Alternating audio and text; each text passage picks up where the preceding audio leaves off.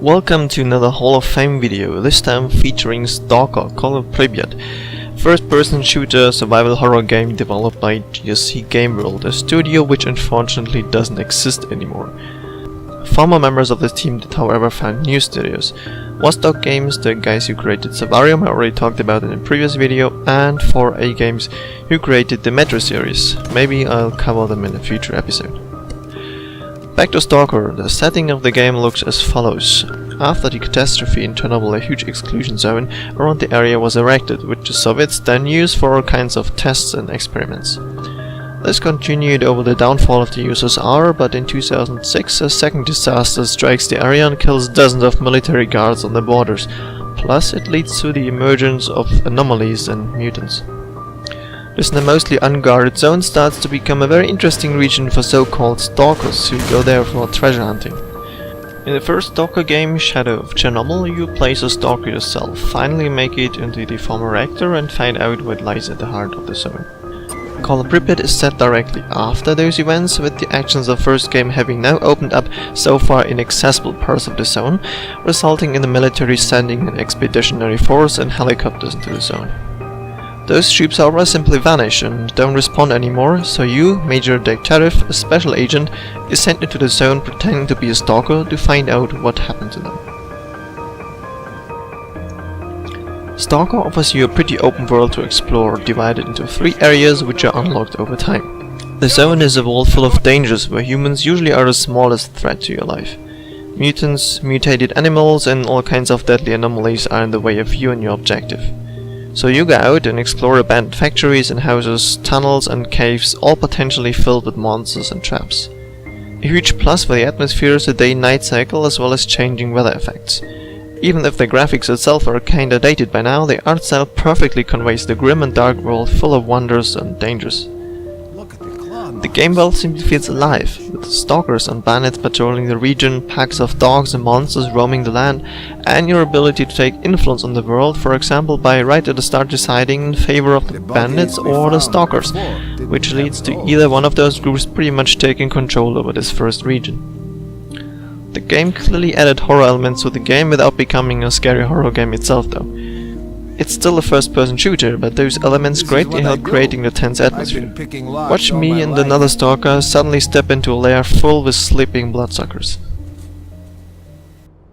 Please, hold your applause. Now let's take a look inside.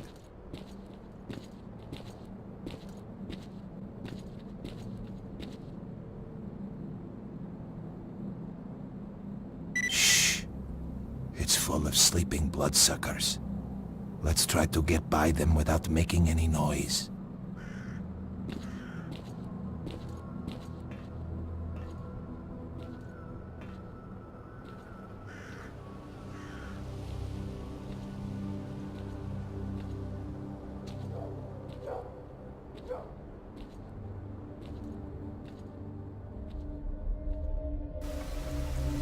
While searching for the downed helicopters, you of course come across the already mentioned anomalies, most of them usually containing some of the precious artifacts. For example, right now you can see me encountering a small group of stalkers who are examining a fire anomaly. Found artifacts can then be equipped for small bonuses on, for example, heat resistance, better health regeneration and more. However, they usually are radioactive, which means you either have to live with the damaging effects of the radiation or find the rare artifacts which actually reduce it to counter them.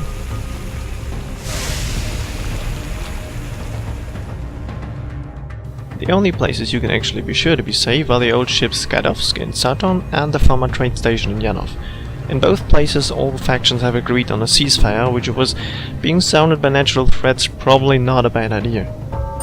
Later in the game you not only visit the abandoned research facility Jupiter, but also the dead city of Pripyat, a complete ghost town free for you to discover. Though maybe you should be careful and keep an eye out for zombies and the fanatic monolith fighters.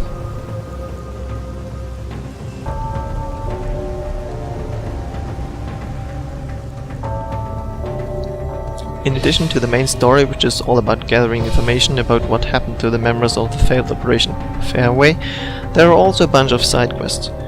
Some of them you get by simply asking people, others you come across while exploring.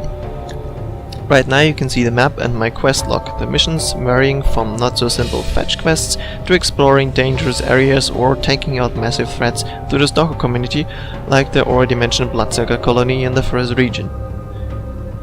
At this point, only a few words about the already mentioned Bloodsuckers. Nasty bastards. They can make themselves invisible and deal a huge ton of damage to badly equipped Stalkers. During the night those things can really freak you out.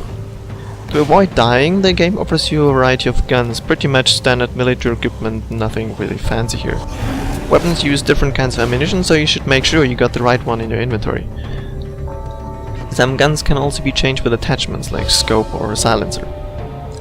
All weapons, as well as your armor, can be upgraded in 3 tiers, reducing the weight of your equipment or improving accuracy, fire rate and protection from psi attacks. My, well, slightly alcoholic friend here needs some vodka first though, before he's ready to help me. Oh, and keep in mind to repair your equipment from time to time, otherwise you may end up in some really nasty, hopeless situations.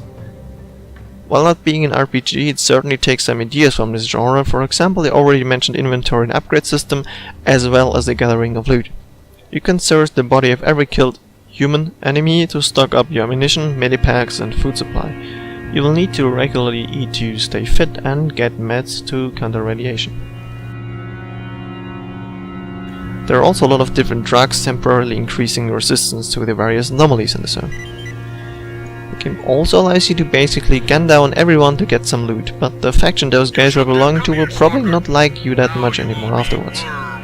Also, making friends with one of the factions, for example Freedom, who want to keep the zone as a research area and as a natural wanderer, may result in the Duty faction, paramilitary guys who want to shut down the zone they consider a huge threat, randomly gunning you down in the wild, so be careful not to make too many enemies.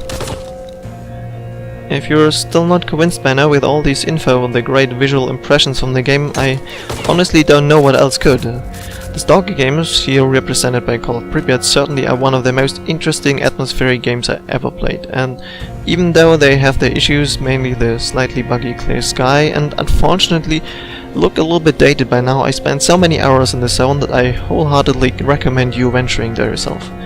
Grab a gun and some medkits and go.